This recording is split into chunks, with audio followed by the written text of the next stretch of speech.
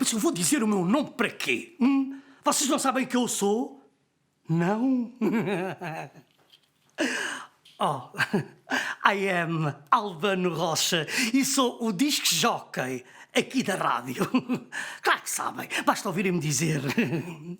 São 4 horas da manhã e estamos a ouvir a última malha dos Creationist Dinosaurs American Cream na nossa vossa Oceano Indie. Eu sou Albano Rocha e conheci-os antes deles serem cool. Não. Ora, muito bem. Very nice.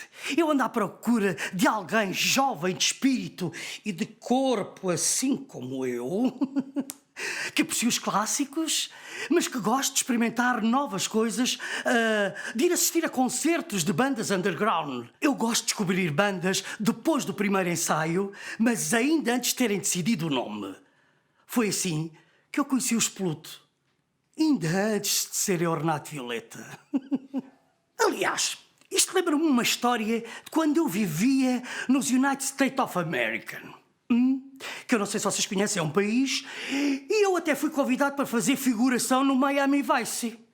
Bom, eu ali todos às trás para as trinca e começaram a filmagem. Só que entretanto pararam e disseram-me, olha, vamos ter que cortar a sua cena, sabe porquê? Porque o amigo é tão carismático, tão carismático, tão carismático, que fixa tanto a câmera que até distrai tudo o que está à sua volta. Pronto, eu disse logo, isso para mim é um elogio, e fui-me embora. Quando ia no corredor, que é que eu encontro? 2 tipos que eu conheço assim, à discussão, o Elliott Smith com o Willie Smith, e estavam ali naquela do, não sei quem, e estavam ali, e tudo porquê? Porque queriam acertar o nome da banda, e o Elliott dizia, não pá, isto já não é nada daquilo que, às tantas já vai ficar o nome de Elliott and Smith.